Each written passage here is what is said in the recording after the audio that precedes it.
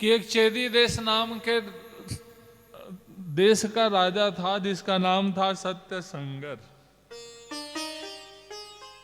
सूर्य नारायण की कठिन तपस्या किया तो सूर्य नारायण ने एक विमान दे दिया और नो मेंटेनेंस वाला, और जहां मन से सोचे वहां विमान पहुंचा देता था। और बिना खर्चा वाला जहाज है तो नीचे च नहीं रहता था, जब देखो तब ऊपर उड़ते रहता था, हवाई यात्रा करते रहता था। इसलिए उस राजा का नाम पड़ा ऊपरीचर, ऊपर ऊपर घूमने वाला ऊपरीचर। और उसकी पत्नी का नाम था गिरिका, पूजा पाठ करने वाला धर्मात्मा राजा रहा। एक बार पितृपक्ष के समय पितरों की इच्छाओं को पूर्ण करने के लिए जंगल मृगा खेलने गया था, मांस इंतजाम करने के लिए।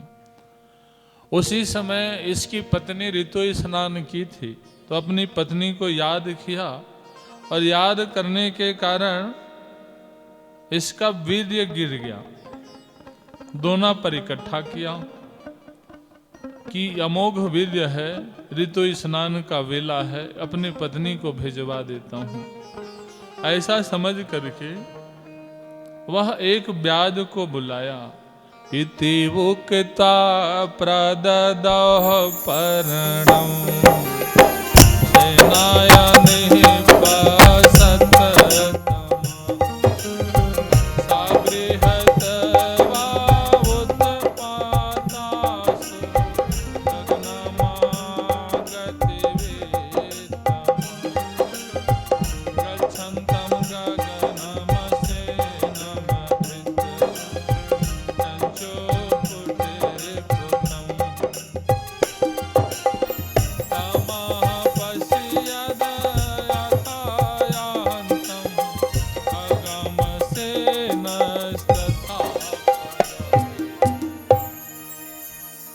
राजा सत्य संगर बाज को बोला। पहले के राजा महाराजा लोग और आदमी लोग बाज के भाषा को भी समझ जाते थे, क्योंकि पहले गुरुकुल में जीव जंतु के भाषा पढ़ाई जाती थी, और आजकल के विद्यालय में आदमी के भाषा को नहीं समझता है, ऐसे भाषा पढ़ा दी जाती।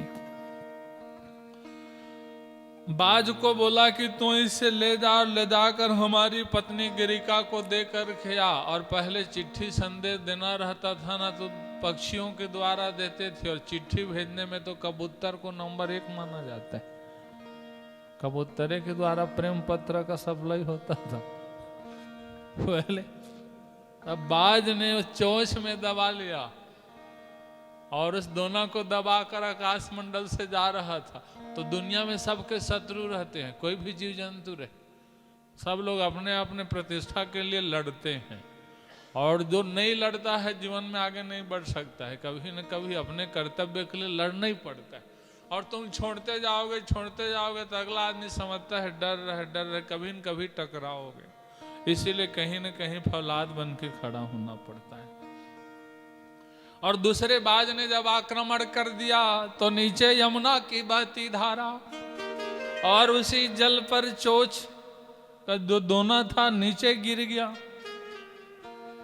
सफाई करने के लिए जगदम्बा ने जल में मछली को रख दिया है, कोई भी गंदगी रहे साफ करो।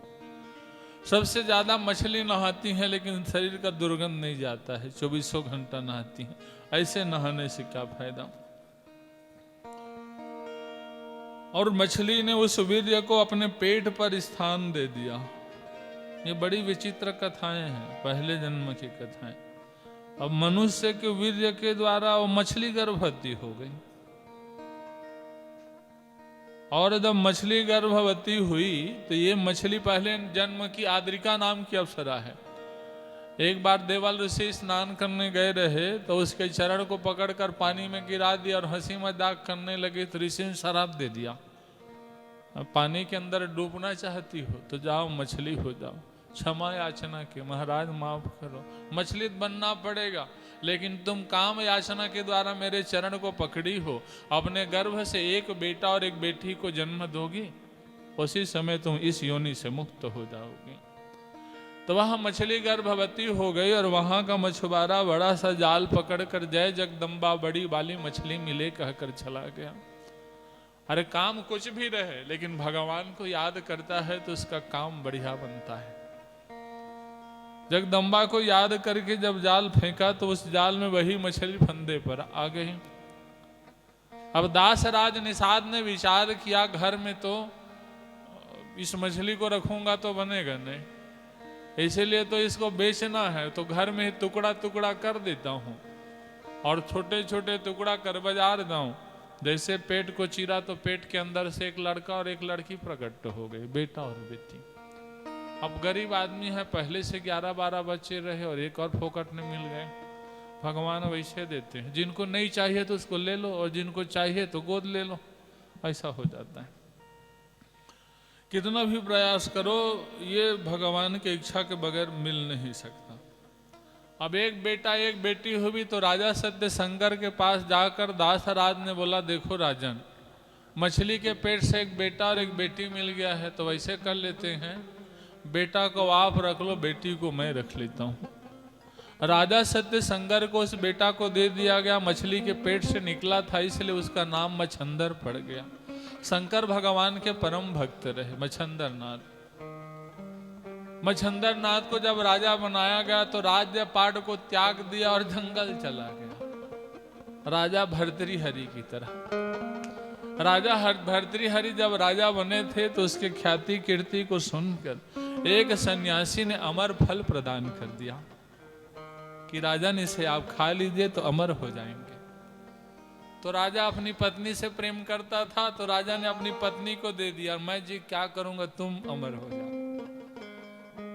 उसकी पत्नी मंत्री से प्रेम करती थी और लफड़ा, तो उसकी पत्नी ने मंत्री को दे दिया, आप खाओ, आप अमर हो जाओ। तो उसका मंत्री गणिका से प्रेम करता था तो मंत्री ने उस गणिका को दे दिया, आप खा लो, आप अमर हो जाओ। गणिका ने विचार किया कि मैं जी कर क्या करूंगी, इसलिए हमारे देश का राजा धर्मात्मा है, इस फल को सीख दे देता हूं। वह फल फिर राजा भर्तृहरि के पास चला गया तो पता लगाए कि तुम कहां से पाए, तो पूरे कड़ी पता चल गए। तब राजा भर्तृहरि ने राज्य को त्याग दिया।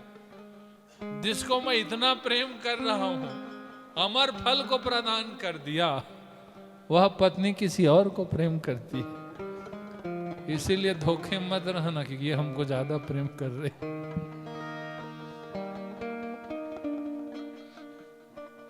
कौन किसको प्रेम करते कौन जाने।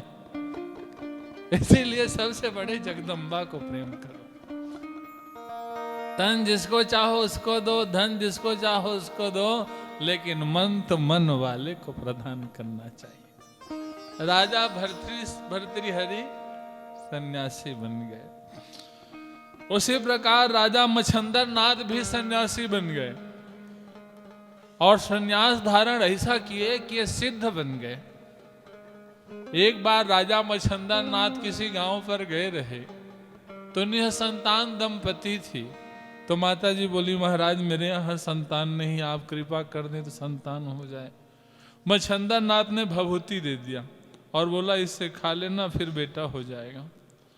माताएं थोड़ा ज्यादा संकालू किस्म के भी रहती हैं। बड़े बड़े पूजा पाठ करवाए, इतना खर्चा कराए, बेटा नहीं हुआ तो इसके भभूति से होगा क्या। और उस भभूति को गोरख में फेंक दी, घुरुआ में। 12 साल के बाद मच्छंदर नाथ आए कि बेटा कैसा होगा, ऐसे करके। और मच्छंदर नाथ ने कहा, अलख निरंजन, मैया लाला के दर्शन करा दे। मैया सामने खड़े होकर हड़बड़ा गई, बेटा से नहीं कहा दर्शन कराए। मच्छंदर नाथ ने कहा, तुम भभूति को नहीं खाई क्या? और बोली, मैंने तो उसके गोरख पर फेंक दिया। अरे कहाँ फेंकी हो? चलो, भादों का महीना था, पानी भरा बजबजा रहा था। मच्छंदर नाथ ने कहा, अलख निरंजन बेटा, अलख निरंजन। तो गोरख से एक बाबा प्रकट हो गए, उनका नाम पड़ गया गोरखनाथ। बोलिए गोरखनाथ भगवान की जय। भगवान और भक्त कहाँ से कैसे जन्मे कुछ कहे नहीं जा सकता है। उसकी मर्जी, कौन जाने। गर्मी ज्यादा हो जाता है लगता है, देख रहे हो अभी यहाँ पूस के महीना में सोच रहे ज्यादा ठंड होगी तो पता ही नहीं चल रहा है ठंड का। तो कोई गुरु मच्छंदर नाथ को जाने या मत जाने, लेकिन उनके चेला गोरखनाथ को सब जानते हैं। और जिस गोरखनाथ का चेला योगी आदित्यनाथ अभी मुख्यमंत्री बने, उनको भी सब जानते हैं। जो कुछ मिलता है ना, सब इनकी कृपा से मिलता है। कई लोग बोलते हैं ना, साधु संत लोग, सन्यासी लोग क्या कर सकते हैं? तो योगी आदित्यनाथ को देखो और बताओ क्या नहीं कर सकते। अरे समाज को तो सुधार बस संत कर सकता है, नहीं तो भगवंत कर सकता है, और कोई दूसरा नहीं कर सकता है। ऐसे गुरु गोरखनाथ प्रकट हुए रहे। मच्छंदर नाथ को तो राजा सत्य संगर ले ली, और बेटी जिसका नाम पड़ा सत्यवती, सत्य बोलती थी, रंग था काली इसलिए उनका नाम पड़ा काली। मछली के पेट से प्रकट हुई इसलिए मत्स्य उदरी। मछली जैसे गंध शरीर से निकलता था इसलिए उसका नाम पड़ा मत्स्य गंधा। एक दातिर था यात्राया, ब्रजन पारा सरोवर, आज नाम महातेजा, कालिंदस तटमोत्तम, निषाद महाधर्मत महा, कुर्वन्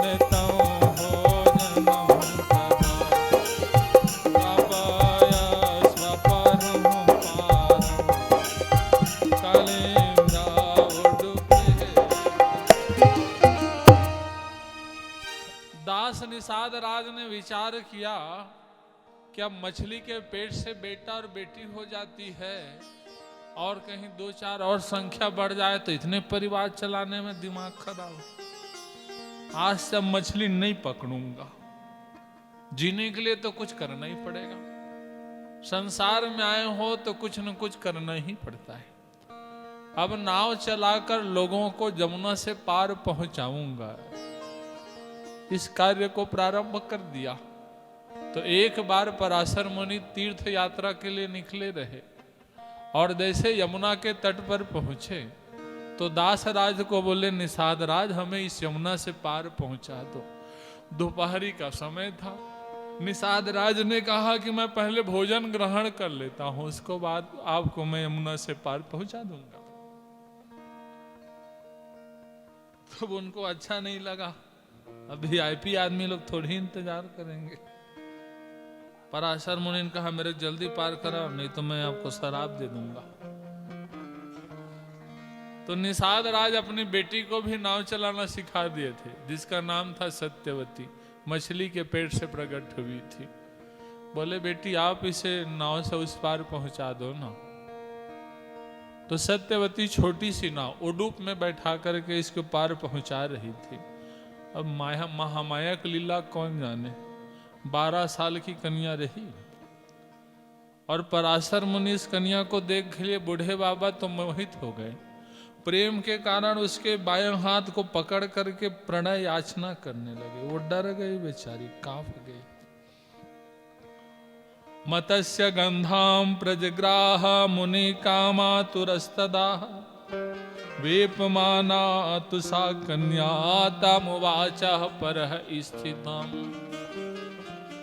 कन्या समझ गई कि ये काम आतुर है, इसीलिए बोले कि महाराज, दुर्गंधाय हम मुनि श्रेष्ठा कथम तम नौब संक से, समान रूपयो काम संयोगस्तु सुखावह। समान रूप वालों से प्रेम होता है। 12 साल की कन्या और 80 साल के बाबा से प्रेम नहीं कर सकती। एक समान अवस्था वाले और समान रूप वालों से प्रेम होता है, और रूप और अवस्था अनुकूल ना रहे प्रेम नहीं होता है। और ऊपर से मेरा रंग भी काली है, मेरे शरीर से दुर्गंध भी निकल रहा है, और ये सब क्रीड़ा रात के समय करते हैं। उसके बावजूद भी आप रात के जिस समय क्रीड़ा करना है उसे आप अभी करना चाहते हैं तो आप इंतजार करिए उस रात की बेला का, क्योंकि वो भी डर गई कहीं ये शराप न दे दें। पशु धर्मो नामे प्रीतिम जन्यत्यति दारुणा प्रतीक्षस्व मुनि श्रेष्ठ यावत भवती यामिनी। काम संसर्ग रात में किया जाता है, दिन में नहीं किया जाता। ये पशुवत व्यवहार है और हे महाराज मुझे अच्छा नहीं लगता है। जब तक रात नहीं हो जाती तब तक आप प्रतीक्षा करिए। और फिर उस किनारे पर मेरे पिताजी भी देख रहे हैं। तो पराशर ऋषि ने अपनी काम इच्छा को पूर्ण करने के लिए उस सुंदरी को बोला कि अब आज से तुम्हारे शरीर में दिव्य सुगंध आ जाएंगे, और अपने तपस्या के बल से ऐसा सेंट छींट दिया कि जिसके सुगंध 16 किलोमीटर तक जाती थी। इसलिए उस कन्या का नाम पड़ गया योजन गंधा। इस शरीर से दुर्गंध निकलते रहता है, इसीलिए आदमी बढ़िया क्रीम पाउडर इत्र वित्र लगा के चलते रहता है। उस शरीर पर सुंदर इत्र पराशर मुनि ने छिड़काव कर दिया और अपने माया से उसी समय घने कोहरा प्रकट कर दिया। कन्या बोली आप तो मुझे भोग कर चले जाएंगे, और जब मेरा कुमारी व्रत भंग हो जाएगा दुनिया को मैं मुंह दिखा नहीं पाऊंगी। पराशर जी ने कहा भविष्यति च विख्यातस्त्रैलोक्ये वरवर्णिनि केनचित् कारणेन जाता कामातुरस्त्वयि। पुराण कर्ता पुत्रस्ते भविष्यति वरानने वेद विभाग कर्ता चा ख्यातश्चा भुवनत्रये। तुम्हारा बेटा पुराण बनाने वाला होगा, भविष्य का जानकार होगा, वेद का विभाग करने वाला रहेगा, और 3 लोक में उसकी ख्याति कीर्ति पहुंचेगी। भगवान के 24 अवतार में एक अवतार उसी का होगा, 18वां अवतार वही रहेगा, व्यास नारायण का। तो इसीलिए आपका कुमारी व्रत भंग नहीं होगा। तो बोले कैसे भंग नहीं होगा, बेटा होगा तो पता नहीं चला, किसी को पता नहीं चलेगा। तो बेटा का पालन करो, पालने की जरूरतें नहीं है, वो सीधा जन्म लेगा फिर तपस्या करने चला जाएगा। पराशर मुनि ने इस प्रकार काम भोग कर दिया, चले गए। सत्यवती गर्भवती हो गई और एक बार प्रसव पीड़ा ने सताया, तब दोनों तरफ यमुना की काली धारा और बीच में द्वीप था। उसी द्वीप पर एक बालक को जन्म दे दिया। दोनों तरफ काली धारा थी इसलिए उसका नाम कृष्ण पड़ा, और द्वीप पर जन्म लिया इसलिए उसका नाम द्वैपायन पड़ा। कृष्ण द्वैपायन, द्वीप माने द्वीप और पायन माने धारा, 2 तरफ धारा। द्वैपायन, द्वैपायन, द्वे धारा, 2 धारा। कृष्ण द्वैपायन पड़ा।